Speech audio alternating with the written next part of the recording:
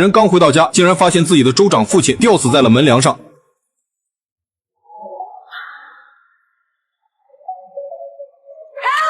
他急忙将父亲放下，丝毫没注意到一把钥匙掉在了地上。萨拉摸了摸父亲的脉搏，发现他已经死去多时了。不久后，警方人员赶到，并初步判定为自杀，因为警卫就在外面，并且没有任何人闯进来的痕迹。但萨拉打死也不会相信，不久前才提名为副总统的父亲，怎么会毫无征兆的选择自杀？等调查人员走后，这才发现背包下这把从未见过的钥匙。但眼下萨拉哪有心思管这是哪里的钥匙？他随即将其放进口袋里，然后拖着疲惫不堪的身体回到自己的住处。可刚打开家门，猛然发现桌上凌乱的摆放着注射器和吗啡之类的，一股不祥的预兆涌向心头。这明显是有人闯入，想伪造他也吸毒过量自杀的节奏啊！还没来得及消化，一个特工就出现在他身后。Miss Tancredi, I didn't mean to startle you. What the hell are you doing in my house? No need to be frightened. He used to work with your father. I'm so sorry for your loss. 萨拉意识到正是此人想置自己于死地，于是赶紧将身上弄出打斗的痕迹。这样一来，自己身上有了伤痕，警方也就不会相信他是自杀的了。可对方早已想好了应对之策。What if they don't find her? In an apparent attempt to avoid jail time, the governor's daughter skips bail and disappears. I'm talking about your last minutes, Miss Tancredi. Please don't do this. The stuff on the table is creamy. It's grade A. Do yourself a favor. Go out and hide. Look, I'm begging you here. One last ride. 萨拉瞬间懵了，但慌乱中他摸到了一瓶杀虫剂。趁此之际，萨拉急忙逃走，然后找到一个公用电话亭，赶紧给州长老爸的同僚打电话寻求帮助。然而就在他在角落里等待救援的时候，一个和他身形发色相似的美女正巧也来打电话。万万没想到，这个美女被当成了他，当街射杀。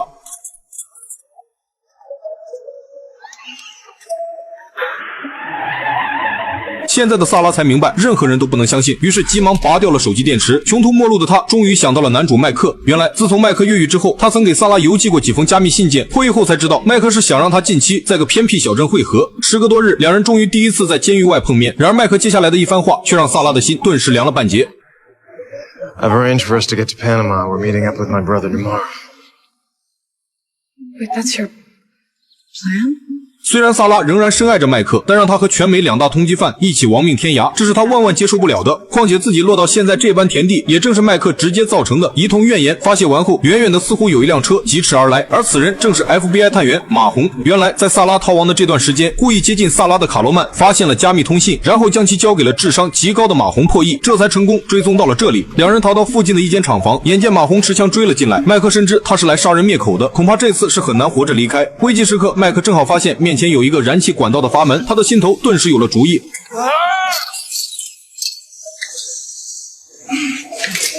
I wouldn't do that if I were you, Alex. You smell that? It's propane. It's filling the room. And if you pull that trigger, we both die.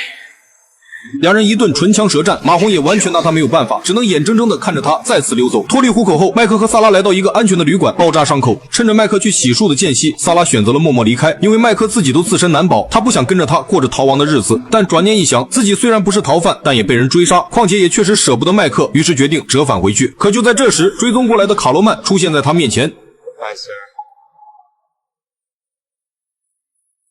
而另一边，老林肯终于道出了儿子被陷害的真正原因。原来，老林肯曾经和卡罗曼一样，隶属于某个神秘的公司，他们的小领导是一个叫吉姆的人。而卡洛琳之所以能当上总统，正是因为这个公司帮他扫清了一切障碍。公司掌控着美国政府，操纵政局政策，私底下干着一些政府不能亲自出面的行径。随着公司做的事越来越离谱，老林肯不想和他们同流合污，于是带走了部分重要文件。而为了逼老林肯现身，公司这才假借谋杀总统弟弟斯蒂曼的罪名，将他的儿子林肯送进了监狱。但他们万万没想到，麦克竟然带着林肯成功越狱。如果一旦林肯将栽赃的事被证实，总统卡洛琳就必将下台。为了封锁消息，所以公司这才千方百计的想要弄死林肯以及所有和他有亲密接触的人，包括从监狱逃出来的8名越狱犯。而眼下，老林肯之所以现在才告诉儿子内幕，是因为他的小团队刚刚掌握了一个重要信息。就在不久前，一个国家安全局的分析师深入到政府的一个高级监控程序，无意间监听到总统卡洛琳和其死亡的弟弟斯蒂曼的一通电话录音。分析师无比震惊，林肯的死刑正是因为谋杀了斯蒂曼，可斯蒂曼却活得好好的，这不是天大的阴谋吗？亡。于是录音带被分析师带了出来，然后邮寄给了萨拉的州长父亲，这也成为了导致州长的死亡以及萨拉被追杀的直接原因。老林肯断定这段录音带一定在萨拉那里，不然的话，公司的人不会咬着萨拉不放。而有了这段录音，林肯的冤屈就不攻自破，他们也可以趁此机会扳倒总统和公司。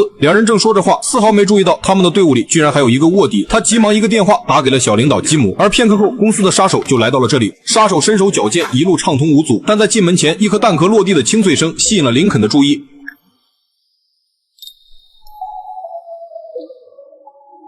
他立马招呼大家躲了起来，然后一个飞扑，成功打掉了对方手中的枪。两人陷入了激烈的肉搏。